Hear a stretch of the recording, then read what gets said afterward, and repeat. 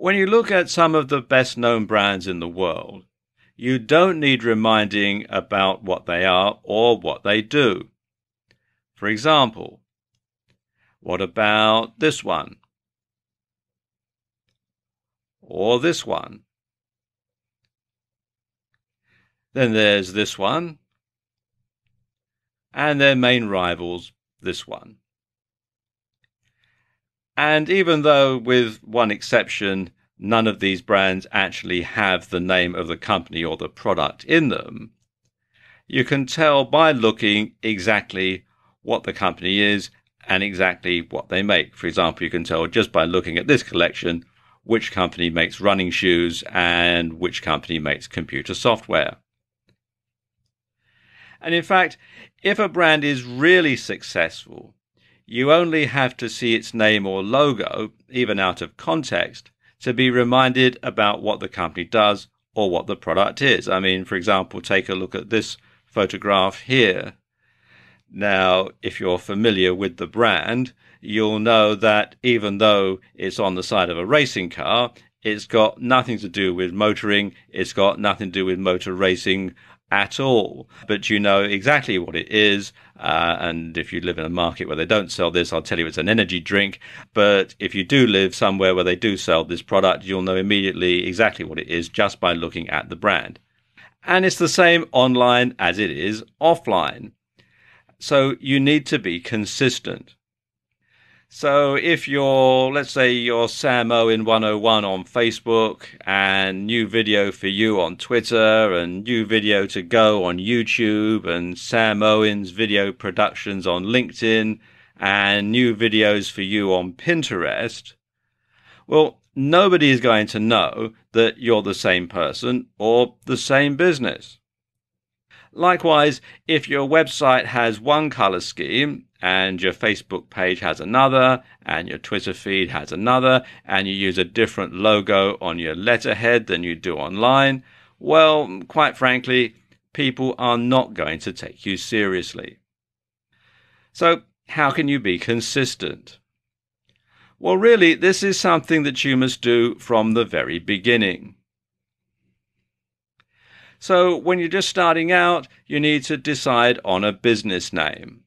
Now, of course, I suppose the obvious way is to just simply use your name, but that can be problematical if you ever decide to sell the business on to somebody else. You're also selling the rights to your name. So generally, if you plan on perhaps selling your business on later on, then using your name isn't a very good idea. What is a very good idea, though, is something that is descriptive of what you do.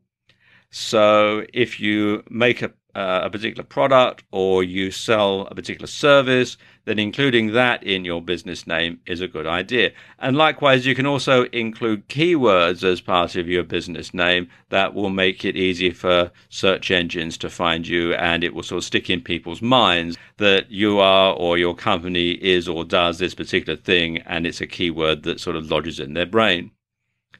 Regardless, you should have something that's easy to remember, something that's not too convoluted, something that easily trips off the tongue, something that people can sort of lodge somewhere in their brain, and when they need your product, they need your service, they can simply think, yes, we can have so-and-so. Or, for example, you could have something cryptic. Probably the best example of this that I know is Nike, and Nike was the ancient Greek goddess of victory. So, of course, a bit cryptic there. They were sort of thinking, well, Nike, victory, wear our shoes, cross the finish line first, that sort of thing. Something else that you really do need to do is to make sure that nobody else is using it. If you go to a whole lot of trouble of setting yourself up with a business name and then you find that actually somebody else is using it, you're going to have to start all over again. You also want to make sure that it's not deliberately confused with another, more established business. And I'll give you a real-life example here. Here in the UK, there is a chain of pharmacies and drugstores called Boots, Boots the Chemist. And they are a regular presence on just about every high street and shopping mall in the country. Now, I know of this guy whose name was Booth, and he started a chemist shop. He was a pharmacist by profession, and he started a chemist shop, and he called it Booths the Chemist. Well, Boots the Chemist weren't very happy about this, and I'm told that they got him to change the name of his shop so that it couldn't be confused with theirs. So you do have to be very careful when choosing your business name that you can't purposely confuse it with another company. Something else you should do is to have the same color scheme. So you want to have the same color scheme on all of your social media sites. You want to have the same color scheme on your website, and also offline. If you run a bricks and mortar business, you want to make sure that your letterhead, that your signage, if you have a van, you want to make sure that it has the same colors as the rest of your business, so that you've got, a completely seamless association in the customer's mind between those colors and you. You also want to have the same logo, and this is very important because, like I was saying earlier in the video, people will associate the logo with you. So you need to make sure that it is the same across all social media sites. And it's a good idea to get it professionally designed. You can find someone to design a logo for you on Fiverr.com. That's Fiverr with 2 R's. And this is a site where people will do all sorts of stuff for $5 or for multiples of $5. And you can see here I've done a search for logo design, and there are quite a number of different people offering this particular service. You should also have the same handle or username on all of your social media. Like I was saying earlier in the video, if you're one name on Facebook and a different one on Twitter and a different one on Pinterest, then people aren't going to know that you're the same person or the same business. So it's a good idea to go through and register an account on all the different types of media, all the different social media platforms, even the ones that you don't plan on using.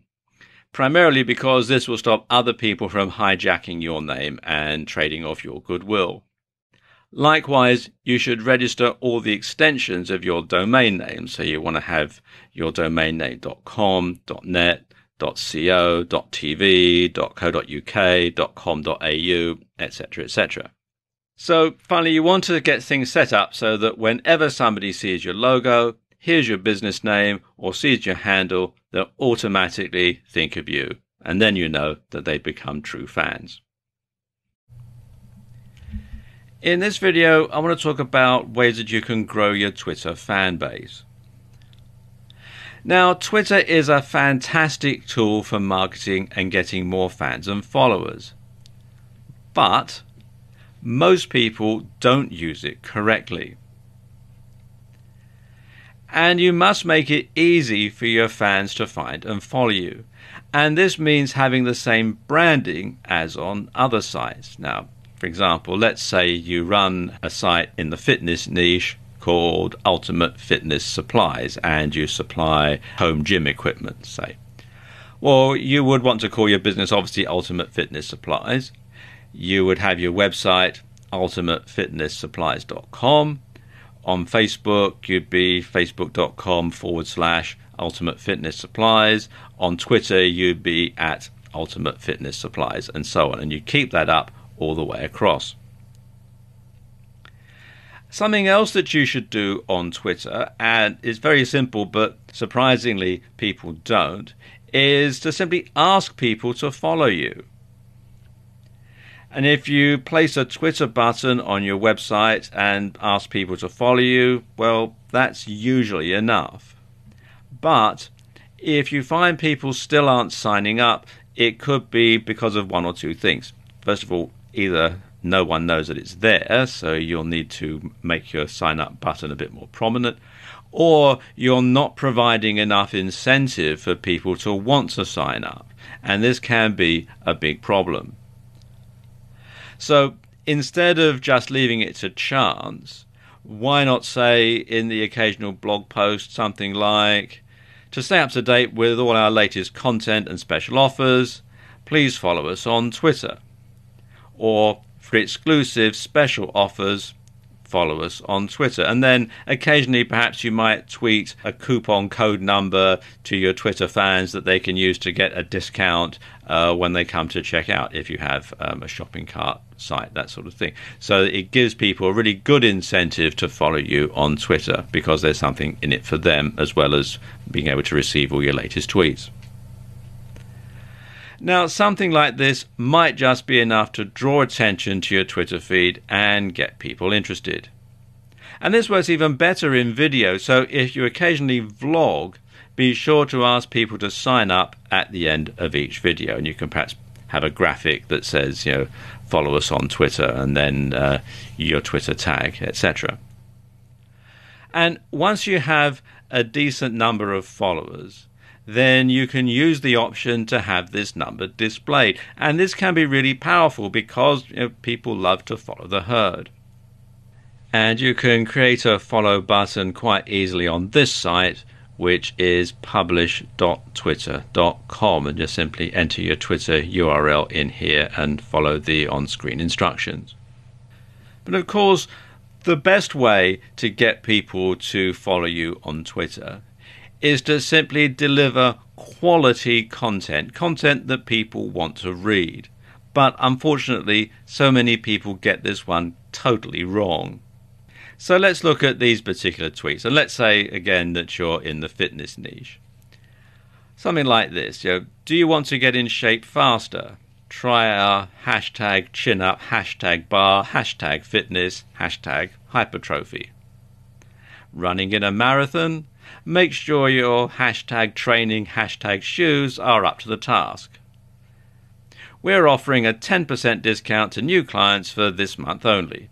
Sign up now at, and you've got the bit.ly URL there, hashtag deals. Our dumbbells come in a range of weights and sizes, hashtag dumbbells, hashtag weightlifting. You get the point. So what's wrong with this exactly? Well, it will be quicker to ask what's right with it. I mean, think about it. Would you follow that kind of a Twitter account? What would be the point? If you were an existing customer or fan, seeing adverts for something you were already using wouldn't offer much value. And if you weren't an existing customer, you'd probably be frustrated and annoyed by all the constant nagging. So the question you need to ask yourself is, what would your customers want to read? So put yourself in your customer's shoes, and seeing as we're on a fitness theme here, put yourself in their running shoes. What would they like to know about? Well, as you're in the fitness niche, you could provide fitness tips or workout advice, diet ideas, etc. If you run a blog on martial arts, then discuss moves and your favorite martial arts film. Think of each tweet as a mini product and try to ensure that the reader benefits from it in some way. Now, whether that's by being entertained or by learning something, it doesn't really make a lot of difference. Also, for business niches, industry news can also prove very popular. Another approach to take is a little less on the nose. Instead of directly discussing your niche, your industry or your service, you can talk about the lifestyle of people involved with your topic instead. Try and sell the idea that you're all part of a community and tweet about subjects that might inspire or subjects that your audience can relate to. And you don't have to come up with original material every time either. You can retweet tweets from other leading players in your niche. And this helps to build a sense of community, and it tells followers that it's okay to retweet your tweets too. And of course, then you'll spread your word much further and wider than you would do if it was just to your own followers. So there you go, just a few ways that you can grow your Twitter fan base. In this video, I want to give you some tips on building a massive YouTube following. Now, why is it that some YouTube videos get so many views they practically break the counter, yet others get seen so infrequently the page looks like Tombstone before the Outlaws ride in? And how come some YouTube channels have many thousands of subscribers and their video stats hit 4 figures within a few hours, whereas others might get 1 or 2 subscribers a year and their videos never get viewed 100 times before they get taken down? Well, there are a number of different answers to that question. And while you might not have as many views and subscribers as Gangnam Style, you can certainly build a solid following and get a decent number of views for your videos. The main determining factor for how popular your videos are going to be comes down to your niche, and some niches are more popular than others. In general internet marketing, the biggest niches are fitness, dating, self-help, and making money. But some of the most popular subjects for YouTube videos outside of those big internet marketing niches are gaming, makeup tutorials, grooming and style, travel, technology, fails, cats, DIY, comedy, and lifestyle vlogs. So you need to pick a niche that's going to be popular, but often the most popular niches are the most competitive and oversaturated. So if you do a series of videos on how to do the perfect workout routine, you're going to be up against some fairly big names who already have a massive following, and you'll find it very hard to compete. So what should you do? Well, one thing is to pick a popular niche, but concentrate on a particular aspect of it. And this is known as niching down, or niching down, as some people pronounce it. So let's say you're in the golf niche. Instead of doing just general golf videos, you could do tutorials on how to hit the perfect swing or do the perfect putt. You could show how to hit with each type of iron or wood, or you could have tips to play different holes at different golf courses or different links. And of course, when golf goes wrong, it's always a good topic for humor. Or why not pick an obscure sport like handball? Now, it's not as popular, so it's not as competitive, or at least off the field anyway. But there's also not much out there. So videos on this topic do rack up an awful lot of views fairly quickly. But of course, it doesn't matter how good your content is. If you can't get people to your channel, no one's going to see it, so there's not a lot of point. So how can you get a lot of people to your channel quite easily? Well, a keyword-rich description and title will help YouTube to determine what your video is all about. And so when people type in what they're searching for on YouTube, YouTube will go through, they'll use the keywords, and they'll pull yours out, and it'll come up either in the listing or in the suggested videos at the side. Something else you can do is, if your video is scripted, be sure to include plenty of keywords and then upload the script to YouTube so that it can be used for subtitles and closed captions. And then that will help YouTube also to decide exactly where your video is and exactly what your video is about. Now, some good tools to find keywords are the Google AdWords Keyword Planner. This is quite a long URL, so if you just go to Google and type in Google AdWords Keyword Planner, you'll be directed to this site. Or something a bit more in depth, you can use Market Samurai, which you can find here at marketsamurai.com. And this is a paid-for solution, although there is a free trial offer running at the time that I'm making this video. Something else you can do is use other social media to drive traffic. So tweet about your video upload on Twitter, just sending a tweet saying I've uploaded a new video, and then the URL can also get people to look at it, just out of curiosity, really. Or you can post it on Facebook.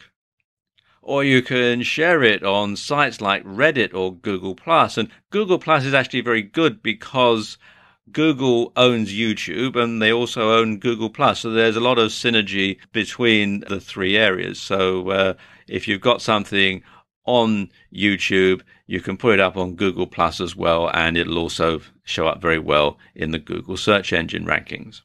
Something else you can do is to embed your YouTube video onto your blog as part of a blog post. And if you have a WordPress blog, this is actually very easy to do. You just simply embed the URL and WordPress takes care of the rest. And you should also make it easy for others to share your video on their sites. To make your YouTube videos easy to share, make sure that all this works properly once you've uploaded your video. You want to make sure that there is a URL or share link that people can access, and that they've got the buttons here that people can share on various other social media sites. Also to make sure that you've got the embed code, like here, to go on an HTML site, and that people can email your URLs. You have to sign in to do this, and I haven't, but usually there'll be a link here that you can use. In this video, I want to show you ways of getting more Facebook fans. Now, basically, there are two ways of getting more Facebook fans. You can either grow your following organically, or you can buy advertising that promotes your Facebook page. Now, let's talk about how you can grow your following organically, because that's probably the best way of doing so. It's certainly the cheapest. And of course, the best way to grow more Facebook fans is to give them a reason to visit your Facebook page. And basically that means posting useful, interesting content. And if you post stuff your target audience wants to read, they will, first of all, read it, they'll like it, they'll follow you so they can read more of it, and they'll tell others who might be interested too. So you'll grow your fan base that way. When you're posting content, it's always a good idea to post a picture or a GIF alongside your post.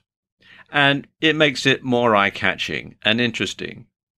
And if possible, you should post an original picture if you have one, preferably one that ties into the content of the page and perhaps shows you in it as well, because then it basically cements it and ties it all together. You should also have share buttons on your website or on your blog. And this can encourage people to like, share, and follow you on Facebook.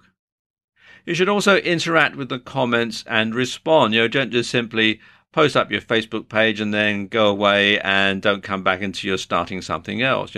Join in the conversation, be a part of the community, make sure that people know that you're going to interact with them if they post a comment on your Facebook page. And you can also use other social media to promote your page, things like YouTube, Twitter, Pinterest, Reddit, etc. You can all link them together so that they go back to your Facebook page.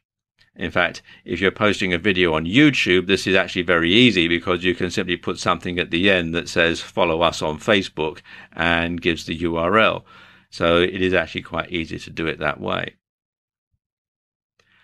The other way that you can get more Facebook fans is by purchasing advertising so that it leads people to your page who perhaps wouldn't stumble upon it organically. Now, Facebook ads, which is what the system is on Facebook, work in a similar way to Google AdWords. In other words, they're PPC or pay-per-click.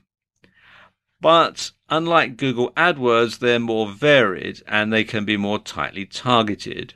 For example, you can target people by their age, gender, location, interests, marital status, etc., etc. Now let's look at the different types of ad that you can have on Facebook. There used to be all sorts of different types, but now they whittled it down to just a few.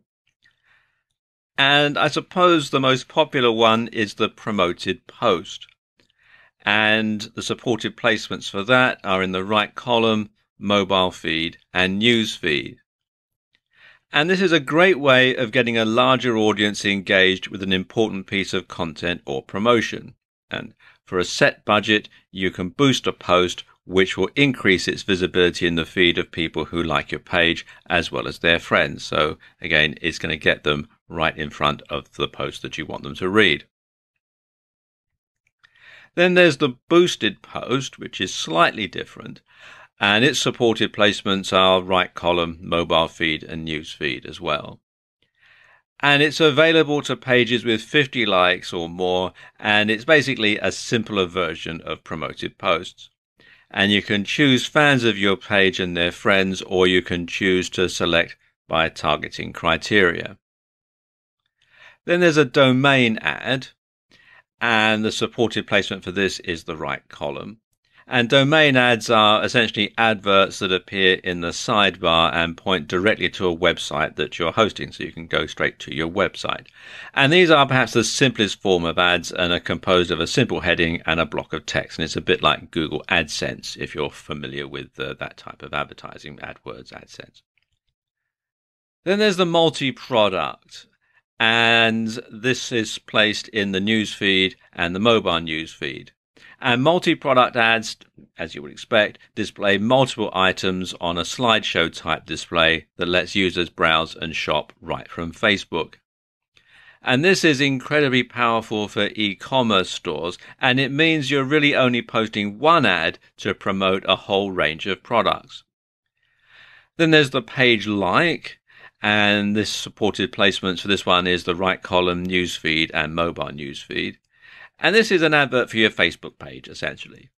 And with these, you're trying to increase your number of likes so that you can generate a bigger audience to market to. Then there are video ads, and the supported placements are the right column, newsfeed and mobile newsfeed. And video ads lets you showcase a video.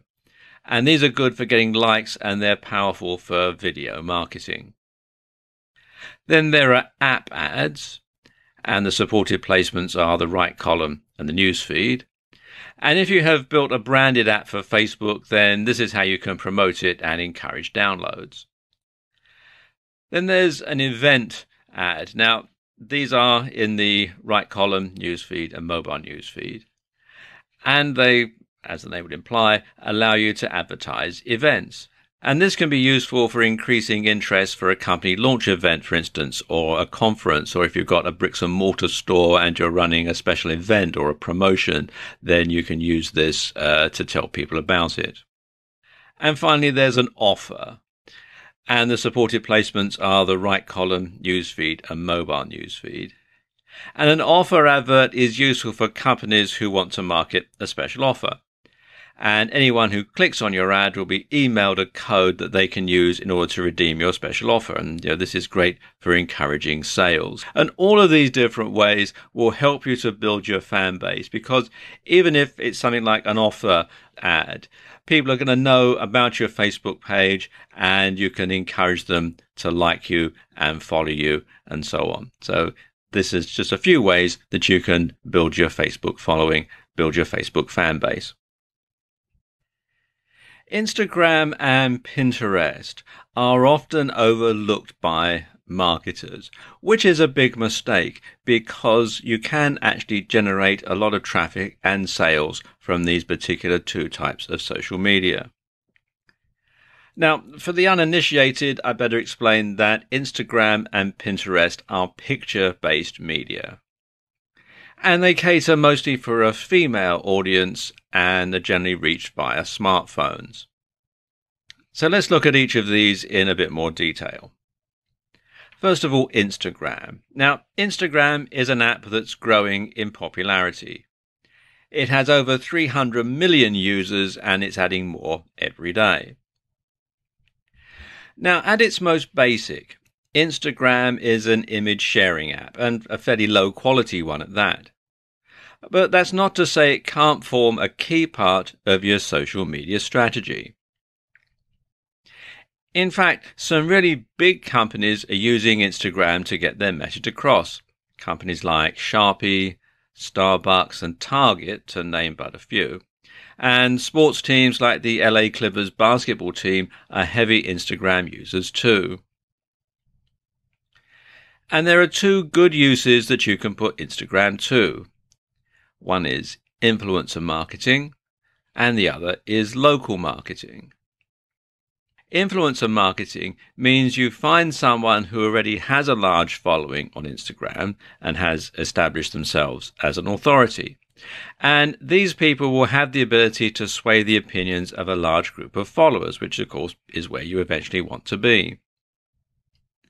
So instead of spending months or years trying to reach this point, why not piggyback on the success of someone who's already got there?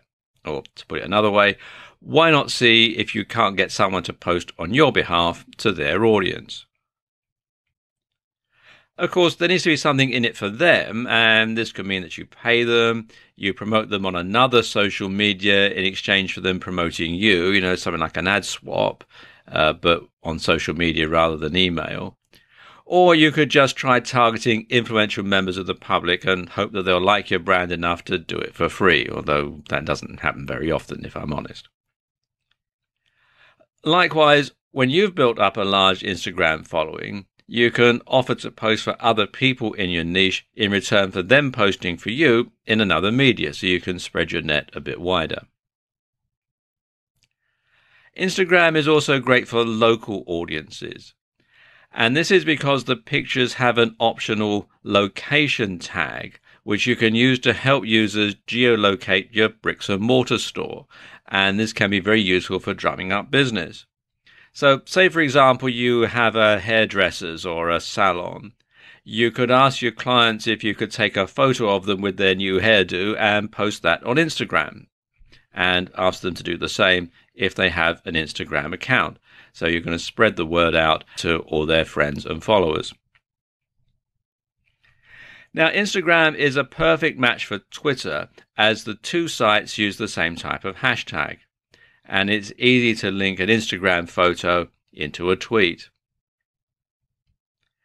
Then let's talk about Pinterest, because Pinterest is slightly different. It's still based around pictures, but they use it in slightly different ways.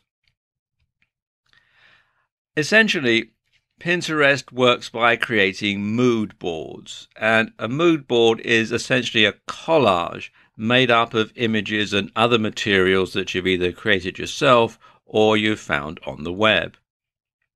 For example, one of the most popular types of boards that users will create are wedding boards. And when an engaged couple begin planning their wedding, they'll often start by creating a Pinterest board and then looking for inspiration. They'll look at boards created by other users and search for ideas for wedding dresses, wedding locations, table decorations, wedding cakes, suits, etc. Or they may create separate boards for each of those things. And there are many ways that Pinterest gets used by marketers. For example, you could showcase a new web design or app UI. You could have ideas for interior design.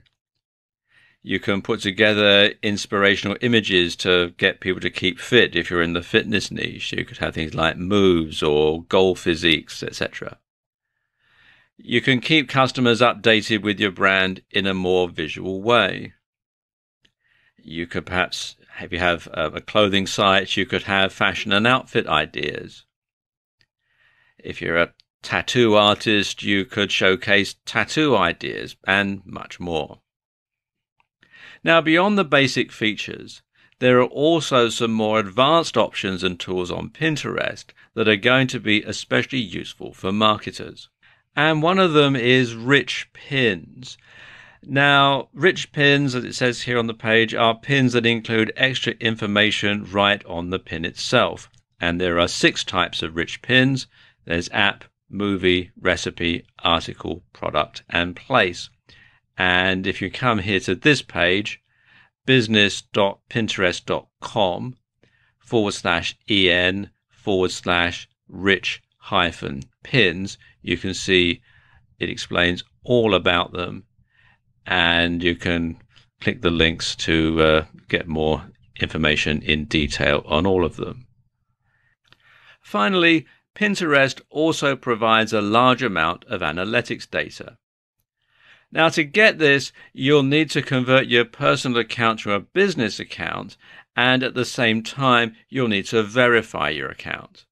From there, you'll be able to see what pins are getting pinned from your website or your blog. This in turn lets you see which content is really performing well and engaging your audience. And there are other advantages of making this switch too.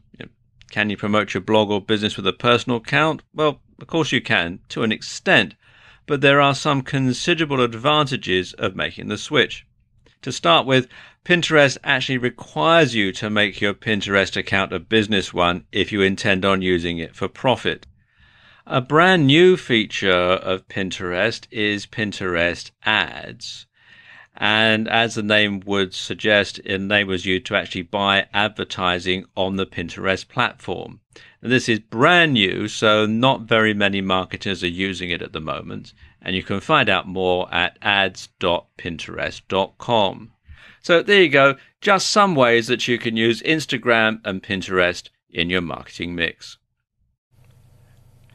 LinkedIn is a much smaller social network than the likes of, say, Facebook.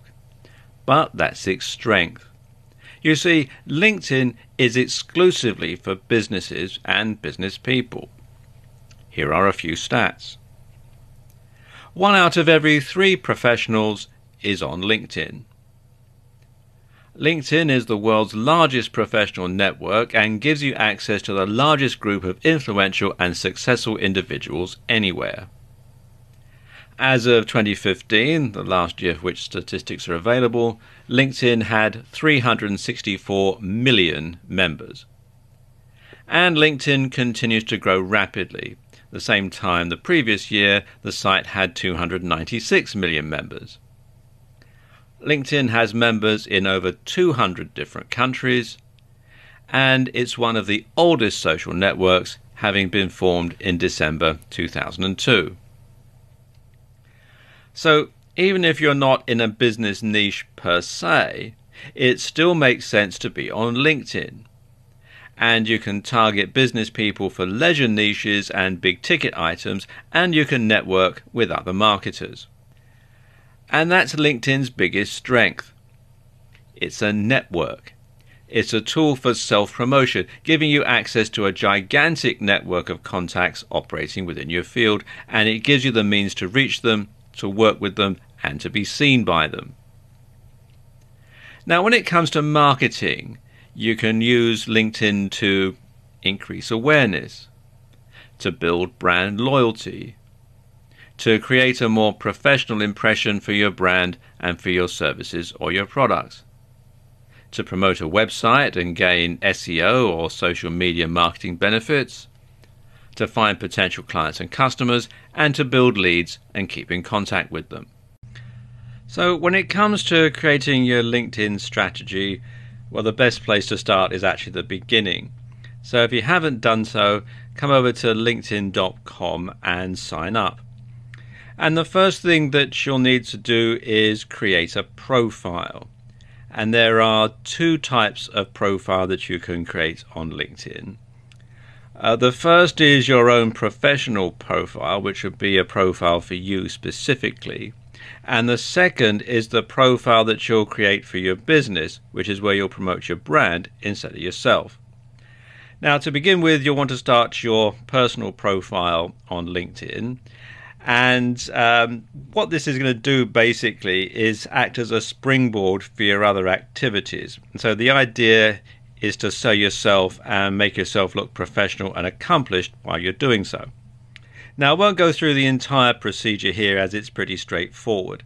Nevertheless, it's best to write everything out ahead of time on your word processor so that it reads well and it places you in the best possible light. Now, your profile is basically your CV or resume online, so you need to be consistent and make sure that what you say stacks up. Bear in mind that people will look elsewhere online to verify what you put here, and any contradictions with information that can be found elsewhere will destroy your credibility in an instant. Once you've made your LinkedIn profile, the next thing you'll want to add is your company page. And this is basically like a profile, except you'll be writing about your business rather than about yourself personally.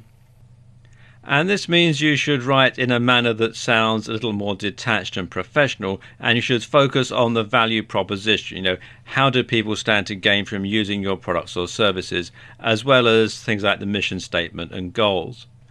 Now, they do rather hide how you set up a company page. So if you come to linkedin.com/company/add/show, then you fill in your company name, your email address, you check the box here that says I verify I'm an official representative, and then click continue. Now, your email address at the company must be at the company domain. So if you try and enter a Gmail address in here, for example, you'll get rejected.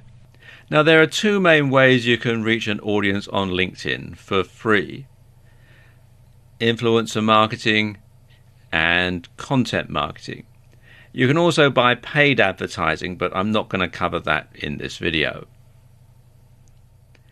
Now, influencer marketing means you're going to stop trying to reach as wide an audience as possible with your own marketing, and instead you're going to focus on the quality of the audience that you market to. Now, this might mean focusing on one individual and getting them to promote something that you have to say. So, for example, if you were to take conventional marketing on Twitter, I know we're talking about LinkedIn, but let's talk about if you're going to do this on Twitter for a moment. Now, you might spend countless hours trying to build your number of followers and then trying to create new content to help increase your engagement. And over countless hundreds of hours spread over months or even years, you will build enough of a following to become an influencer in your niche and start getting more business every time you tweet.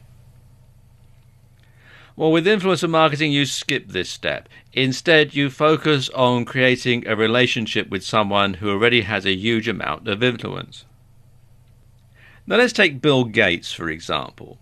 If you could somehow reach Bill Gates and get him to tweet about your product and to include your Twitter username, you would certainly get thousands of new followers overnight and gigantic sales for your products or services. So in other words, you could leapfrog all of the competition by going directly to a key influencer who has the ears and hearts of your audience. And this way, a single retweet, guest post or shout out could be of an order of magnitude more effective than hundreds or even thousands would regularly be. The problem is Bill Gates probably doesn't want to shout out for you on social media, and you probably have no means of reaching him anyway. People like Mr. Gates get spammed by hundreds, if not thousands of people every day, and probably have an army of minions to wade through it all for them.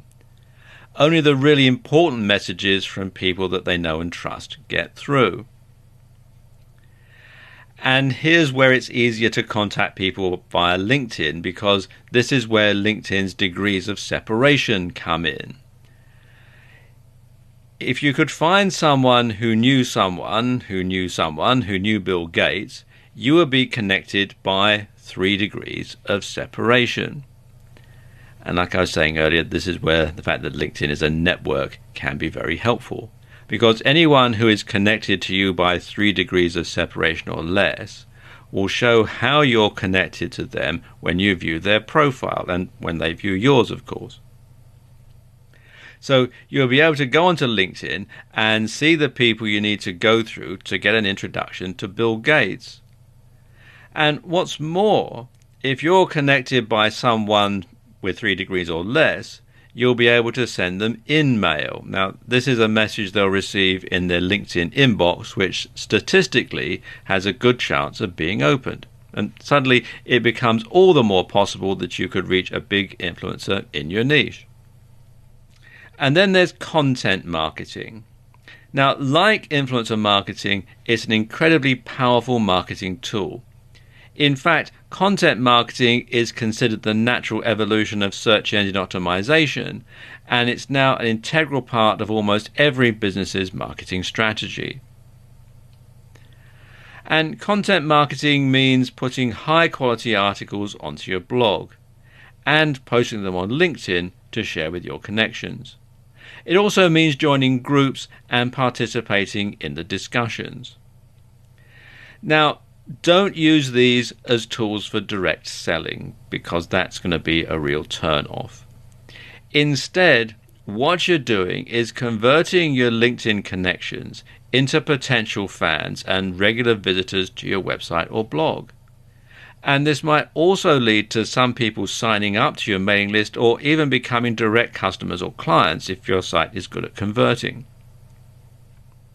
At the same time, if you keep posting great quality content to your LinkedIn network, you'll find that they start to think of you as someone who knows what he or she is talking about with regards to that subject or niche.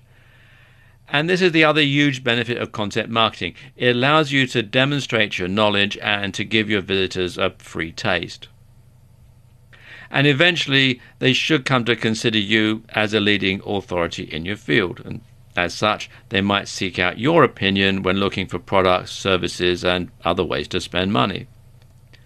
And it's at this point you become an influencer yourself and give yourself a platform through which to launch joint ventures, launch partnerships, or other business ventures. And it's all down to participating on LinkedIn. LinkedIn has its own advertising platform that enables you to directly advertise to other members of LinkedIn. And this is perfect if you're a B2B marketer or you target a business-related niche. Essentially, this is a PPC network, in other words, it's pay-per-click, that works similarly to Facebook or Google AdWords. So you only have to pay when someone actually clicks on your ads, although you can also pay per impression.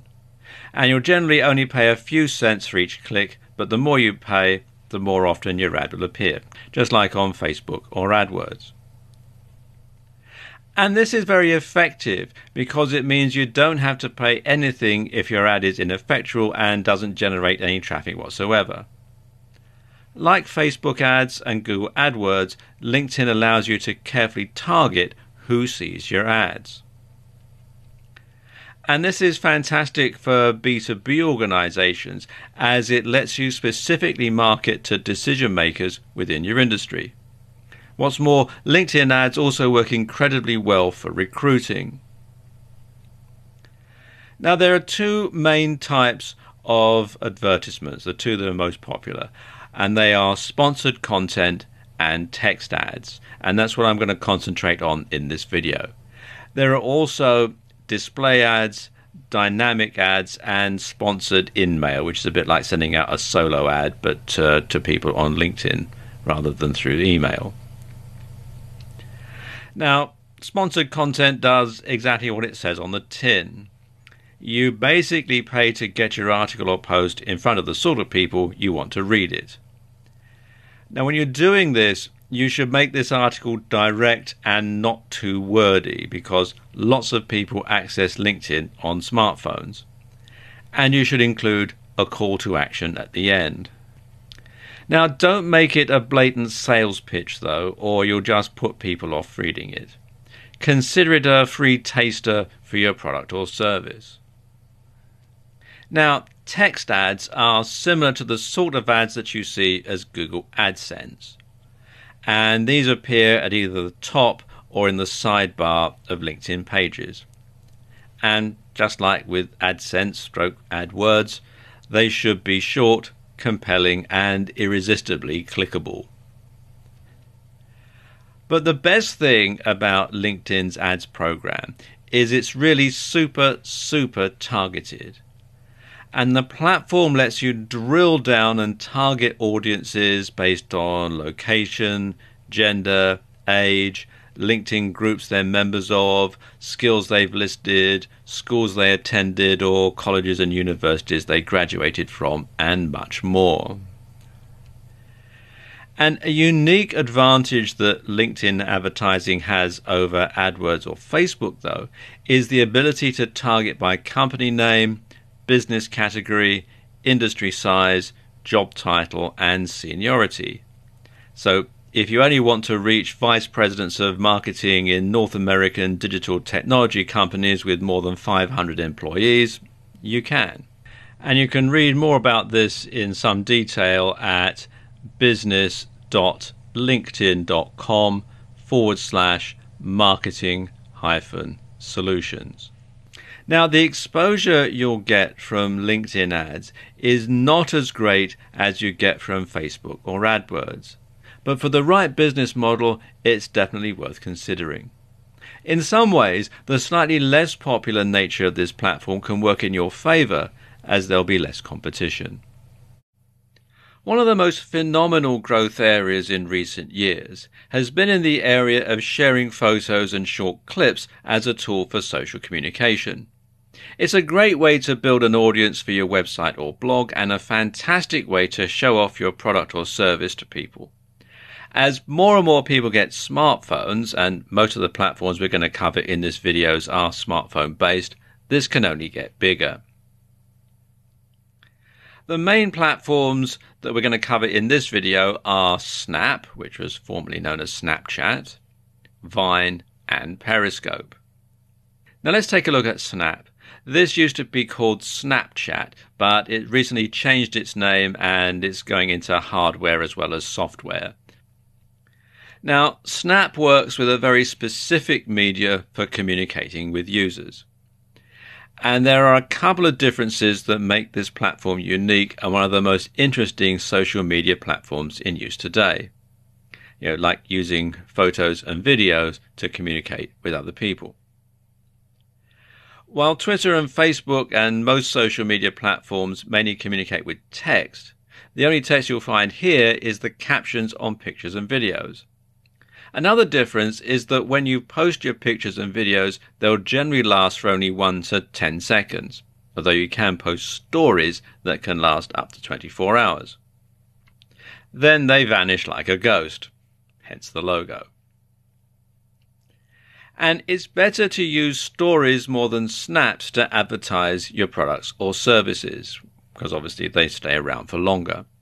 So think of a story like a viral video. If you make it overly promotional, well, quite frankly, it's just not going to work. So you want something clever, something that no one has ever seen, and something that evokes emotion. And this will make people want to share the story with their friends, and it'll give you the exposure that you're looking for. Creating good stories will also make people want to follow you. So every time you create a story, keep in mind that you're both trying to get people to follow you and you're trying to get your product or service out there. If you want to get a good idea as to how stories work and which ones are most popular, check out some of the Snapchat stories, and they still use the old name at the moment, on BuzzFeed.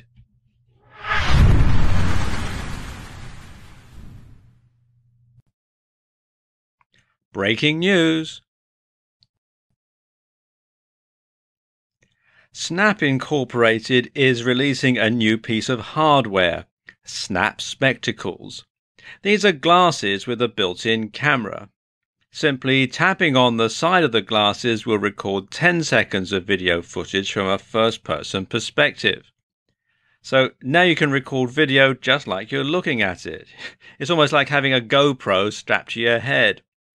Can you imagine the possibilities this is going to unfold? Now, the company will be releasing the product to the market soon, so best to set up a Google alert to keep informed of the latest developments. Then there's Vine. And Vine is a social network where people can share 6-second looping videos. Twitter thought so much of it, they acquired it for a reported $30 million. And that was before its official launch. As of December 2015, the last statistics that are available, Vine had 200 million active users. And users' videos are published through Vine's social network and can be shared on other services such as Facebook and Twitter. And Vine's app can also be used to browse through videos posted by other users. Now, when you're using Vine, the camera only records while the screen is being touched, and this enables users to edit on the fly or create stop motion effects.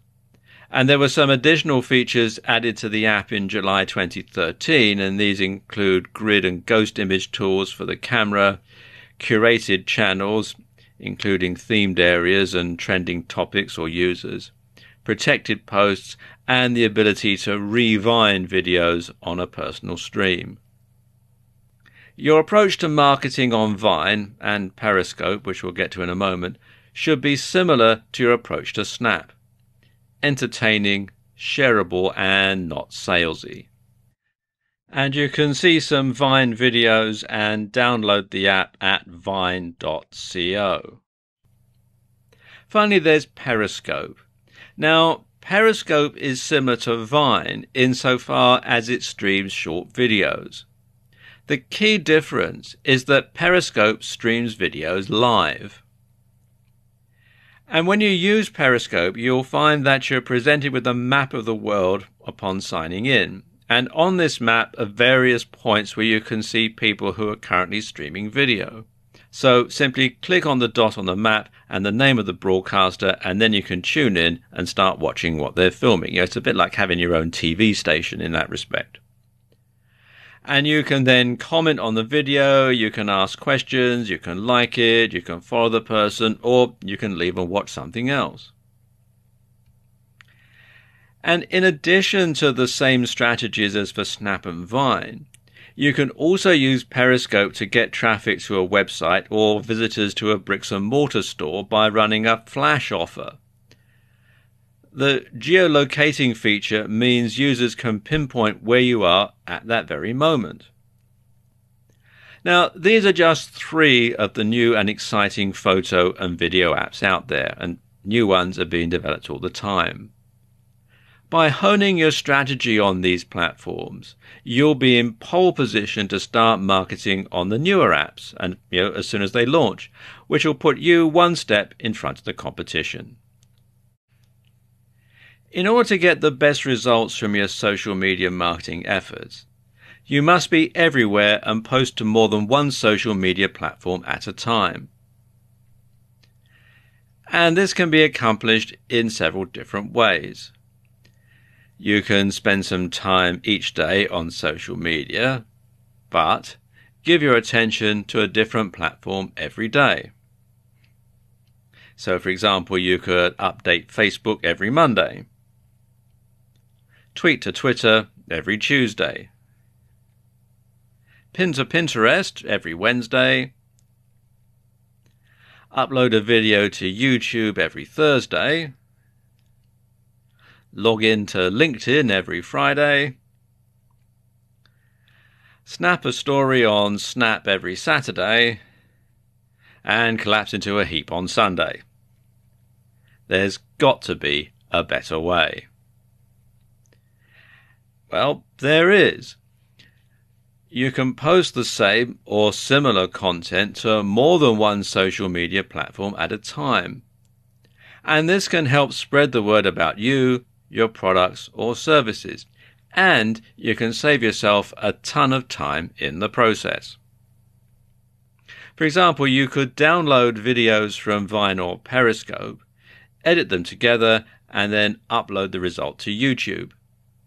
Not only will you be able to get more subscribers and views to your YouTube channel, but you'll also be able to reach an audience that doesn't own a smartphone and therefore wouldn't have seen them on those other platforms. Downloading these videos is easier than you think. Just go to Vine Video Download, which is www.vinevideodownload.com, or Scope Down, which is www.downloadperiscopevideos.com, and follow the on-screen instructions. It's all really quite straightforward. When you post an article on your blog, rewrite it slightly and upload it to your Facebook page and to LinkedIn. You'll need to rewrite it so you don't get hit with a duplicate content slap on Google. but by writing it ahead of time in your word processor, this can be accomplished quite easily. Twitter and Instagram have similar hashtags, so when you post a new picture to Instagram, tweet about it on Twitter. You can also pin the picture onto your Pinterest board. 3 social media sites covered in just a few minutes. You can also post your latest tweets on Facebook, or use them as a comment in a LinkedIn group, although of course you must make sure that it is relevant. By doing it this way, you can save time and effort and spread the word about you, your products or services much wider and much quicker. Your blog should be the hub of your social media strategy. I'll explain why in this video. There are a number of reasons why you should do this. First and foremost, everyone should be able to access your blog regardless of what operating system they're using and regardless of whether they're using a PC, a tablet, an iPhone or an Android device. Everybody should be able to get to your blog page regardless. So once you've got people to your blog, you can then point them in the direction of your various social media platforms. And if you have a WordPress blog, this is particularly easy as there are a number of plugins you can get to integrate social media. First and foremost, though, you should host your own blog on your own domain and on your own web server account. And this gives you more control than hosting on WordPress.com. So let's talk about integrating Twitter and your blog. Now, there are 2 ways that you can sync your Twitter account and your blog. You can incorporate a feed of your latest Twitter tweets into your blog sidebar, or you can automatically let Twitter followers know that you've updated your blog with a new post. For the former, you can use the Twitter Feeds plugin. Now, each time you post a tweet, it will automatically be displayed on your blog, which has the added bonus that your blog content will change slightly and Google will treat it as new content and update its rankings in the SERPs accordingly. For the latter, you can use the WP to Twitter plugin, which will send a tweet to your followers to let them know that you've just made a new blog post. And both of these plugins can be installed from within the WordPress dashboard, and they're both free. And the same goes for Facebook. With the Facebook Auto Publish plugin, you can publish posts automatically from your blog to Facebook. You can publish your post to Facebook as a simple text message, a text message with an image, or as an attached link to your blog. And the plugin supports filtering posts based on custom post types as well as categories. And again, this can be installed from within the WordPress dashboard. Embedding a YouTube video into your blog is easy. To embed a YouTube video into your WordPress blog is very easy. All you do is copy and paste the URL into your blog post and WordPress will work out the embed code for you. So you don't need to do any coding or anything like that. Just copy and paste the URL and the WordPress software will take care of the rest. And don't forget, you can simply insert pictures that you've uploaded to Instagram or Pinterest into WordPress very easily. So why not do that as a separate post and then share it on other social media? Finally, you should make it easy for visitors to your blog to share your content as widely as possible. And the easiest way to do this is with the Shareaholic plugin.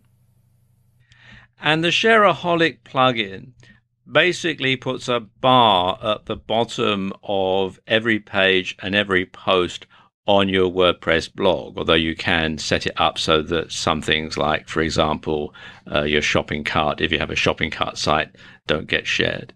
But what it does is it means that people who come to your site can simply click on the button and share the details about your site on their social media. So it helps you spread the word about your blog, about your site, far and wide on all sorts of different social media. And you can set it up to decide what social media you want your content shared on, and as I was saying, what pages you want to have shared. So it's fully customizable, and you can install it from within the WordPress dashboard. So there you go, a few ways that you can make your blog the hub of your social media activities and spread your message far and wide.